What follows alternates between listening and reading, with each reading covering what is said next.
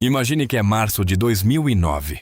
Você é um gerente de nível médio em uma empresa de manufatura em Cleveland, Ohio. O sistema financeiro entrou em colapso há 6 meses. O Lehman Brothers desapareceu. O Bear Stearns desapareceu. O Dow caiu mais de 50% desde o seu pico. Seu plano 401k foi reduzido pela metade. Seus vizinhos estão sendo demitidos. No noticiário não se fala de outra coisa a não ser de números de desemprego e execuções hipotecárias. Sua empresa anuncia uma rodada de demissões, 20% do quadro de funcionários. Você sobreviveu ao primeiro corte, mas há um problema. Você tem $400 na sua conta corrente, talvez 2.000 na poupança. Seus cartões de crédito carregam um saldo desde o Natal. O pagamento da sua hipoteca vence em 3 semanas. Agora, imagine algo diferente. Imagine que você está sentado na mesma cadeira, na mesma reunião, ouvindo o mesmo anúncio. Mas tem 8 meses de despesas de subsistência em uma conta poupança de alto rendimento, intactos, líquidos, disponíveis, o mesmo emprego, a mesma empresa, a mesma economia. Mas você não é a mesma pessoa. Uma versão sua passa os próximos 6 meses aterrorizada, aceitando qualquer tarefa que lhe seja atribuída, concordando nas reuniões, sem nunca se opor, sem nunca pedir um aumento, sem nunca se candidatar àquele emprego melhor, porque você não pode se dar ao luxo de ter uma lacuna na sua renda. Você toma decisões baseadas no medo. A outra versão sua pensa estrategicamente. Você atualiza seu currículo. Entra em contato com seus conhecidos. Você considera aquela oportunidade arriscada em uma startup. Você negocia. Você se posiciona. Você toma decisões baseadas em opções. Isso não se trata de personalidade. Não se trata de confiança. Trata-se de dinheiro. E aqui está a tese que a maioria dos conselhos financeiros nunca expõem claramente. O dinheiro não é principalmente para emergências. O dinheiro é sobre poder. O poder de pensar com clareza, o poder de negociar, o poder de esperar, o poder de ir embora, o poder de agir quando os outros estão paralisados. Isso não é teoria. Está documentado na economia comportamental e nos dados de mercado, no registro histórico de cada crise financeira. E uma vez que você entenda como o dinheiro realmente funciona em um sistema, você nunca mais verá sua conta poupança da mesma maneira. Vamos começar com o que a maioria das pessoas acredita sobre o dinheiro. O Conselho Financeiro Padrão diz que você precisa de um fundo de emergência, de 3 a 6 meses de despesas. O objetivo é cobrir custos inesperados. O conserto do carro, uma conta médica, a perda do emprego. Esse conselho está tecnicamente correto, mas interpreta mal, fundamentalmente, a verdadeira função das reservas de dinheiro. Os fundos de emergência são concebidos como um seguro, uma proteção contra o azar, um amortecedor entre você e o desastre. Mas essa abordagem ignora o mecanismo mais profundo. O dinheiro não apenas o protege quando as coisas dão errado. O dinheiro muda a sua forma de operar quando as coisas vão bem. Muda as decisões que você toma todos os dias. Muda como você negocia, como você investe, como você responde às oportunidades, como você pensa. Esta é a função oculta da liquidez da qual quase ninguém fala. Para entender o porquê, é preciso observar o que acontece com as pessoas que não a têm. O Federal Reserve realiza uma pesquisa anual chamada Pesquisa sobre a Economia e a Tomada de Decisões das Famílias. O relatório de 2023 revelou que 45% dos adultos americanos não conseguiriam cobrir uma despesa inesperada de $400 usando dinheiro, ou seu equivalente. Leia isso de novo. Quase metade do país não consegue absorver um impacto de $400 sem pedir dinheiro emprestado, vender algo ou simplesmente não pagar. Uma despesa de $400 não é uma catástrofe. É o conserto de um carro, a coparticipação de uma ida ao pronto-socorro, um eletrodoméstico quebrado, a tela quebrada de um celular. Essas são ocorrências normais em uma vida normal. Quando 45% da população não consegue absorver uma despesa normal, Algo estrutural está acontecendo. Os mesmos dados mostram que apenas 55% dos adultos têm economias suficientes para cobrir 3 meses de despesas. 30% não conseguem cobrir 3 meses de forma alguma. Esses números não se tratam de preguiça ou mau planejamento.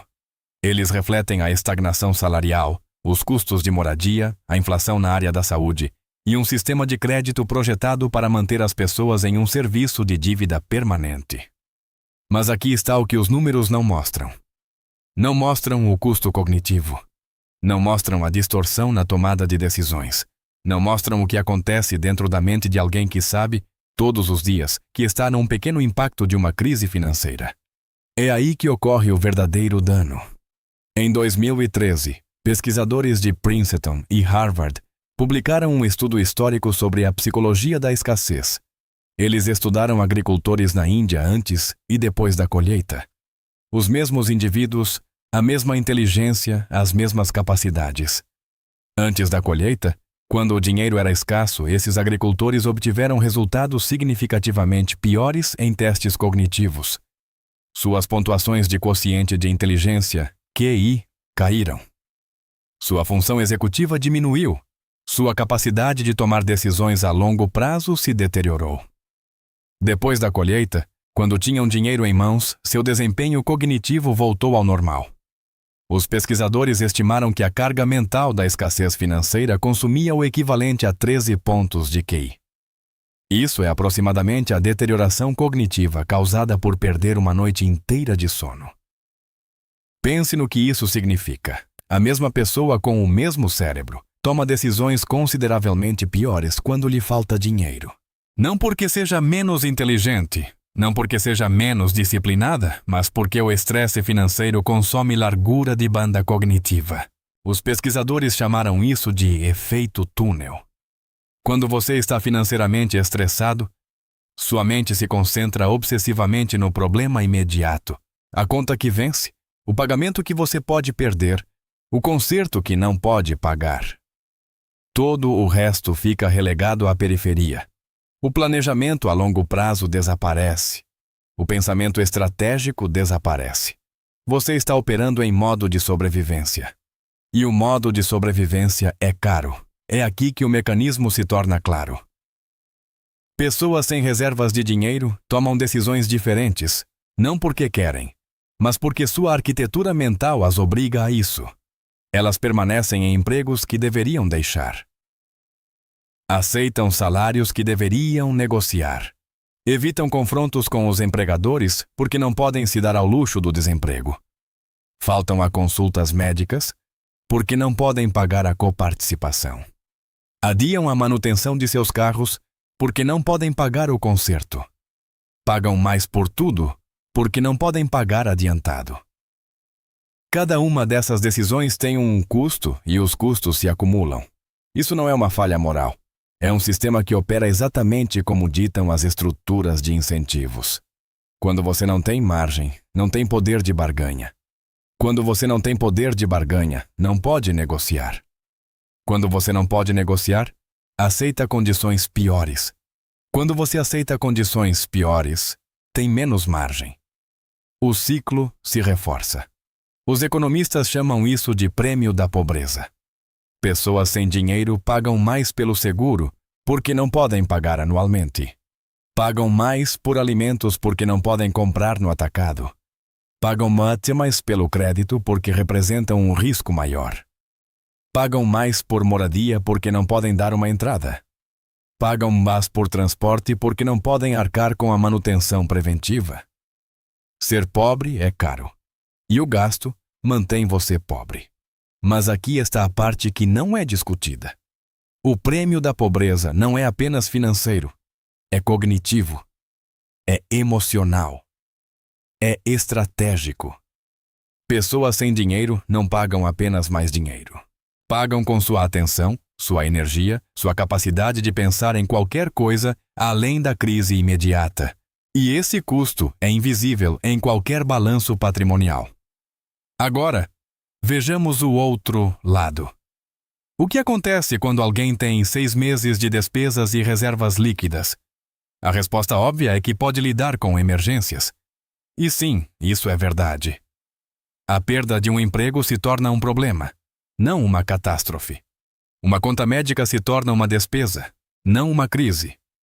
O conserto de um carro é um inconveniente, não uma espiral descendente. Mas a resposta óbvia é a menos importante. A verdadeira mudança é psicológica. E a mudança psicológica cria resultados materiais. Quando você tem 6 meses de dinheiro guardado, para de pensar em dinheiro constantemente. A ansiedade de fundo se acalma. Você para de procurar ameaças. Para de calcular se pode pagar o almoço. Para de ficar acordado se perguntando o que acontecerá se a sua transmissão quebrar. Esse espaço mental não desaparece. Ele fica disponível para outras coisas. Pela primeira vez, você pode pensar estrategicamente sobre sua carreira, sobre seus relacionamentos, sobre onde quer morar e que tipo de trabalho quer fazer. Você pode planejar além do próximo contra-cheque.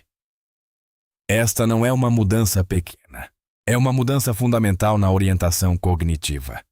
Os psicólogos chamam isso de passar de uma mentalidade de escassez para uma mentalidade de abundância. Mas essa abordagem faz com que pareça uma escolha, como o pensamento positivo. Não é. É uma condição material. Você não pode pensar em abundância quando tem escassez material. A pesquisa é clara sobre isso. O cérebro não funciona dessa maneira. Mas quando a condição material muda, quando você tem dinheiro, a orientação cognitiva acompanha automaticamente. É por isso que dinheiro é poder. Não metaforicamente, literalmente. Muda a dinâmica de poder em cada negociação, cada relação de trabalho, cada decisão financeira que você toma. Vamos falar sobre emprego. Considere 2 funcionários na mesma empresa com as mesmas habilidades fazendo o mesmo trabalho. O funcionário A não tem economias. Vive de contra-cheque em contra-cheque, tem dívidas de cartão de crédito acumulando juros. O funcionário B tem 8 meses de despesas em uma conta poupança. A ambos é pedido que trabalhem horas extras sem compensação adicional. Ambos sabem que recebem menos em relação às taxas de mercado. Ambos têm um gerente que é irracional e cria um ambiente tóxico. O funcionário A reclama em particular, mas obedece em público.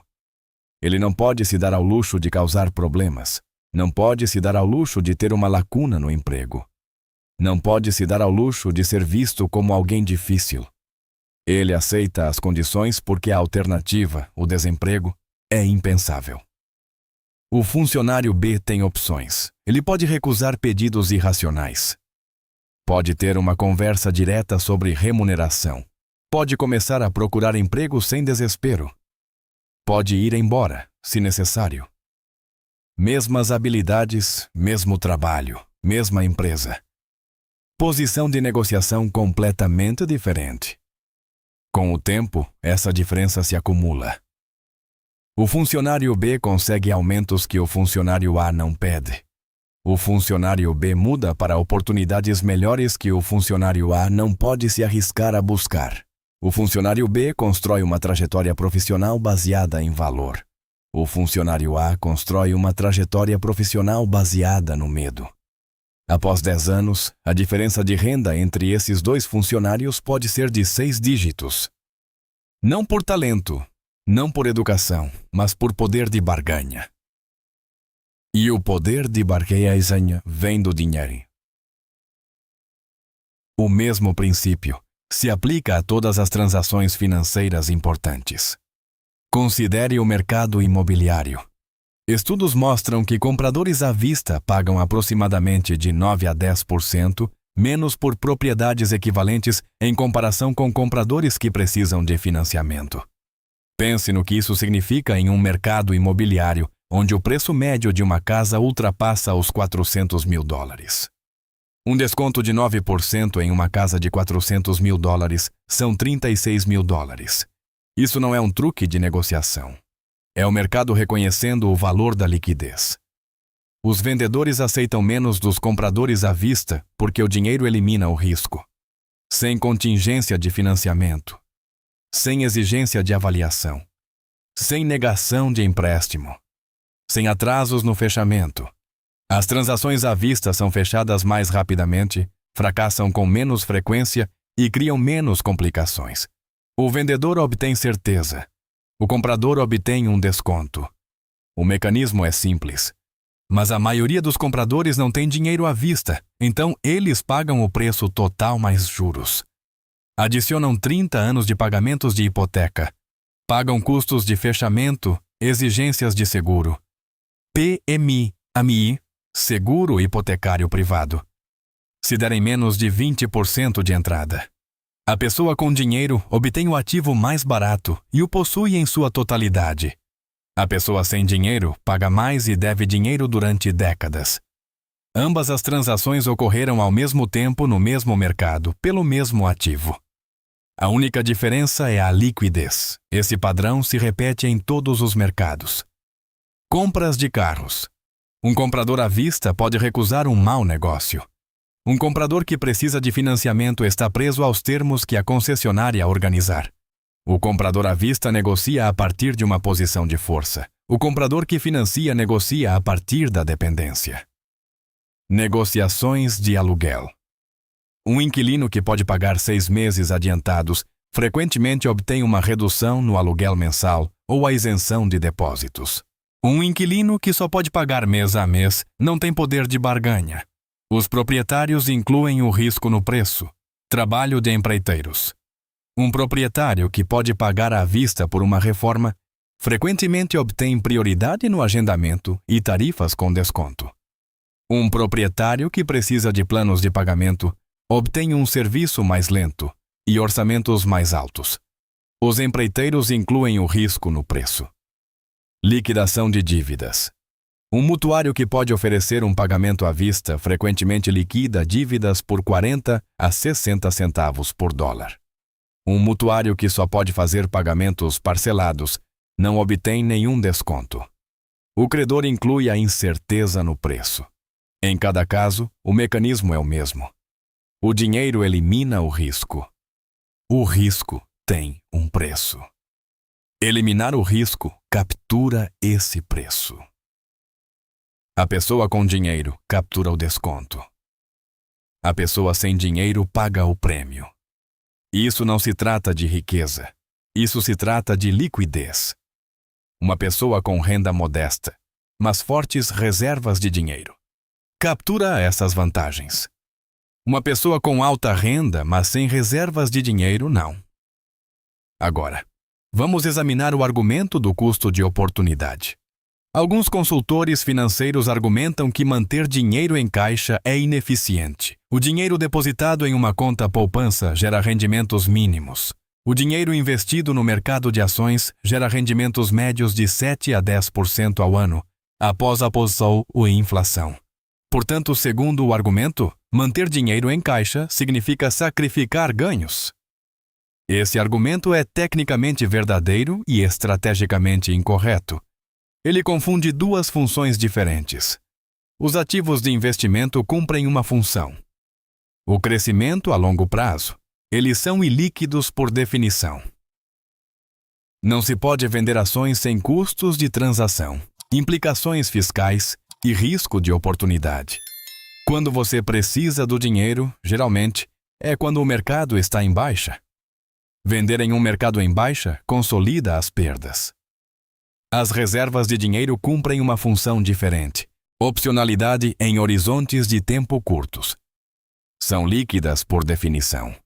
Estão disponíveis imediatamente, em qualquer condição de mercado sem perdas.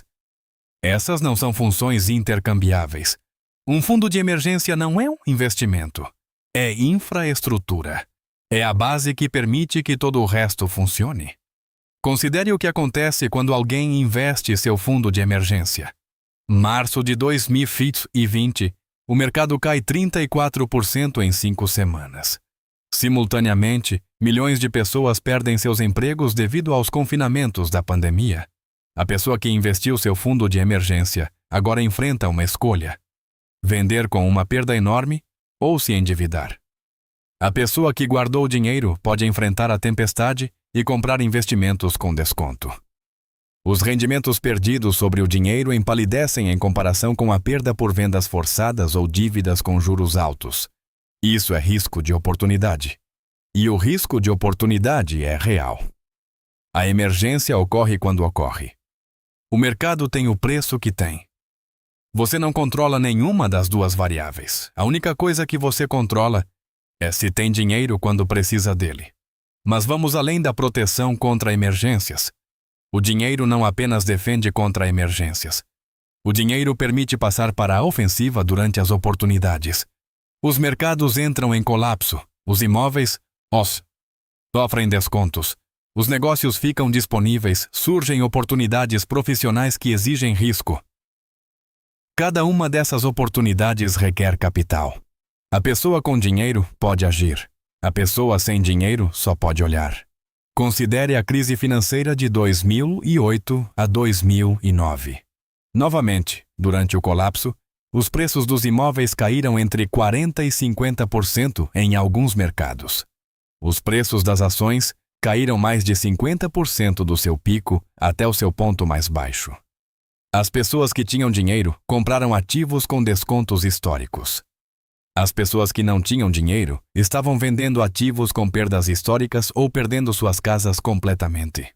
Até 2020, esses ativos com desconto haviam multiplicado seu valor. As pessoas que compraram durante a crise capturaram riqueza geracional. As pessoas que venderam durante a crise consolidaram perdas geracionais. A mesma economia, os mesmos mercados, as mesmas oportunidades. Resultados diferentes baseados inteiramente na liquidez.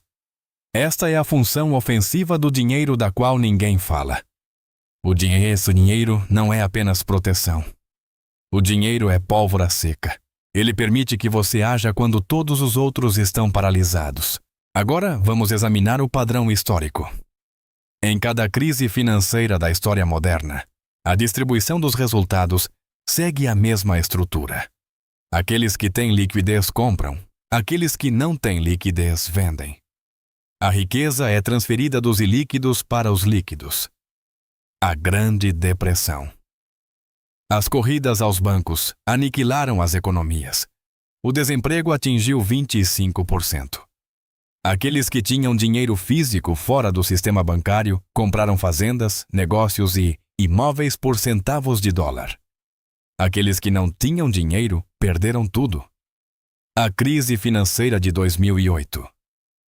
As execuções hipotecárias dispararam. O desemprego dobrou.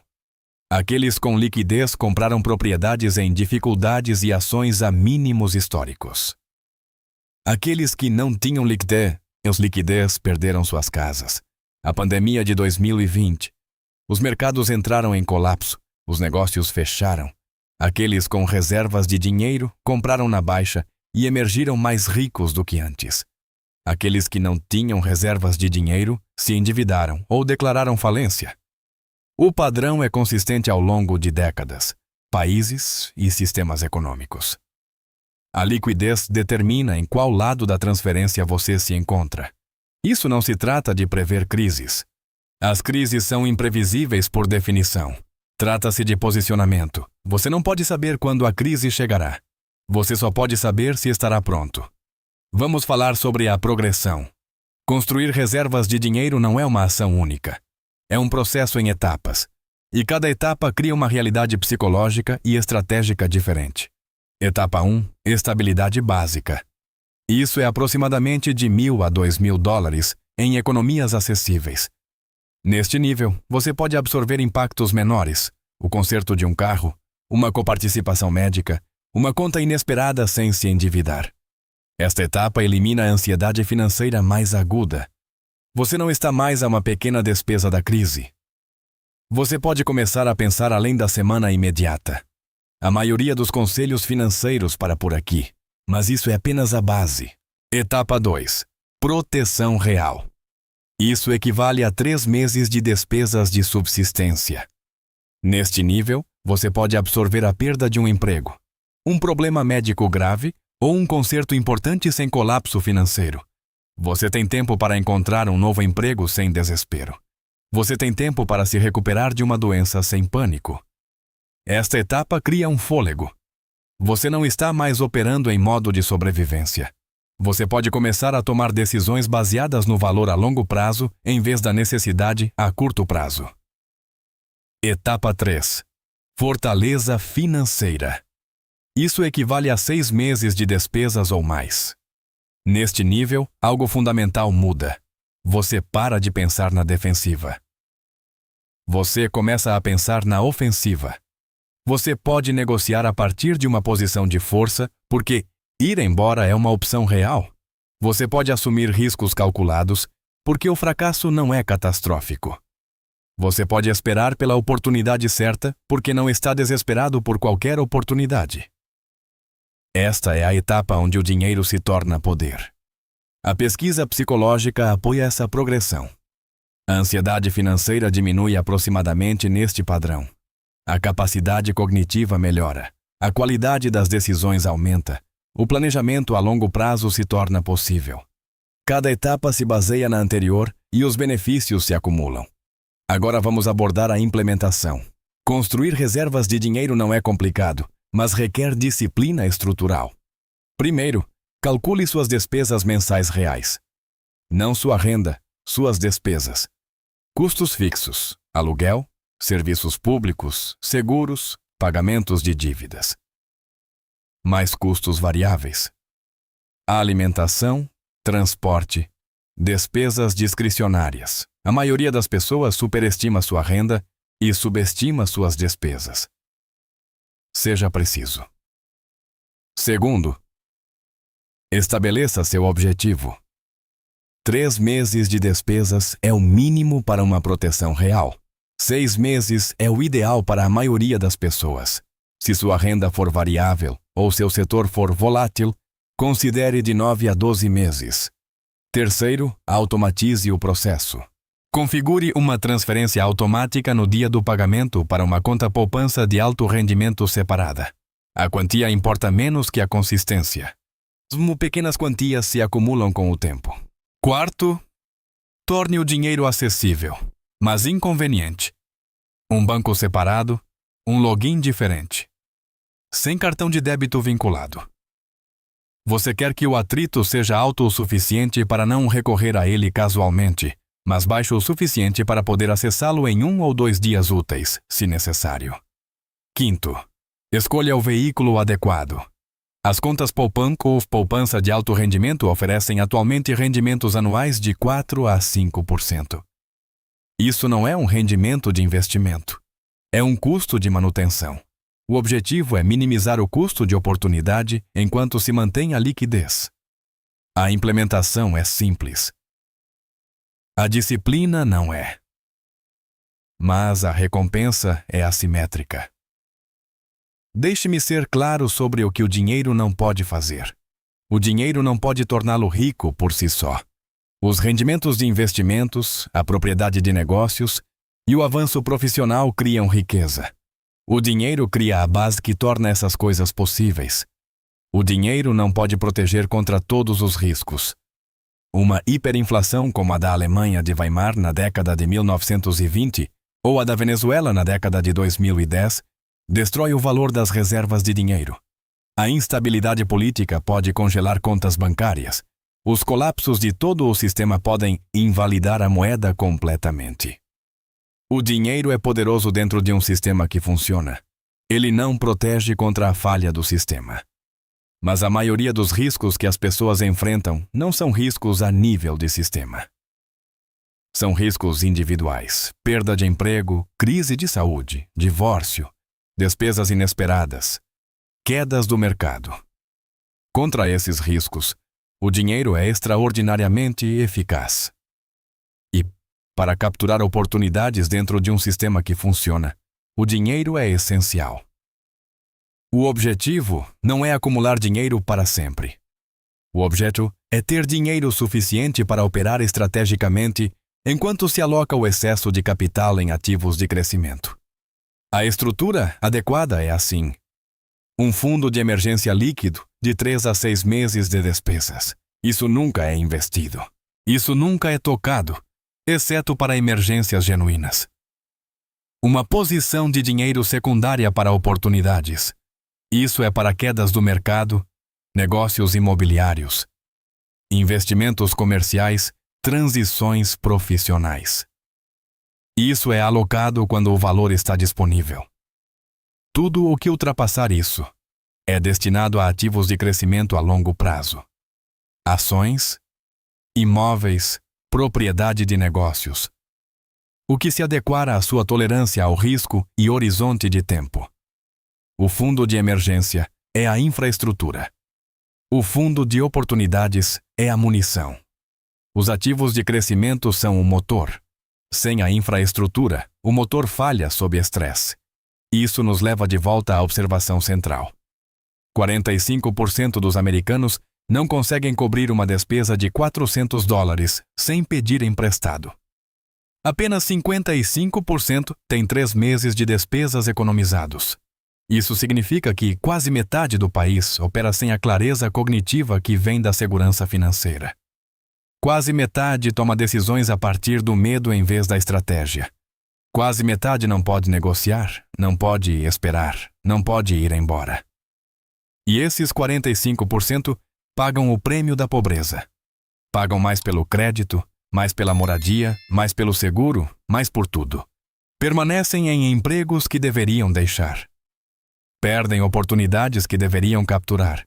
Tomam decisões otimizadas para a sobrevivência em vez do crescimento. Isso não é um defeito de caráter. É uma condição estrutural. Mas aqui está a verdade incômoda. A estrutura não vai mudar. Os salários não vão disparar. A moradia não vai se tornar acessível. A saúde não vai ficar mais barata. O sistema é projetado em torno da dívida do consumidor e da suposição de vulnerabilidade da renda. Você não pode mudar o sistema. Você só pode se posicionar dentro dele. E o dinheiro é a forma como você se posiciona. Deixem-me deixá-los com isso. Cada decisão financeira que você toma ocorre em um de 2 contextos. Ou você tem opções ou não as tem. Se você tem dinheiro, tem opções. Você pode negociar. Você pode esperar. Você pode ir embora. Você pode agir diante de uma oportunidade. Você pode pensar a longo prazo. Se você não tem dinheiro, não tem opções. Você aceita o que lhe é oferecido. Você reage em vez de planejar. Você otimiza para a sobrevivência em vez do crescimento. Você toma decisões sob coerção. A matemática disso é simples. A pessoa com opções captura mais valor com o tempo. A pessoa sem opções captura menos. Acumule essa diferença durante 10 anos, 20 anos, uma carreira. A lacuna se torna enorme. É por isso que o dinheiro não é apenas proteção. O dinheiro é poder. Não porque o dinheiro em si seja poder, mas porque a liquidez cria opcionalidade. E a opcionalidade determina o que você pode negociar, o que pode capturar e o que pode rejeitar. A questão não é se você precisa de um fundo de emergência. A questão é se você quer operar com poder de barganha ou sem ele, porque o sistema continuará de qualquer maneira. A única variável é em qual lado da transferência você se encontra. Esta é uma análise histórica e educacional, não um conselho financeiro ou de investimento. Este canal existe porque a maioria das pessoas nunca estuda a estrutura até estar presa dentro dela. Se esta análise mudou a forma como você vê os ativos líquidos na sua conta bancária, por favor, inscreva-se e curta o canal. Estamos descobrindo as verdades financeiras que o sistema frequentemente tenta esconder. Garanta a sua influência. Plante o seu futuro. A próxima perspectiva estratégica será revelada em breve.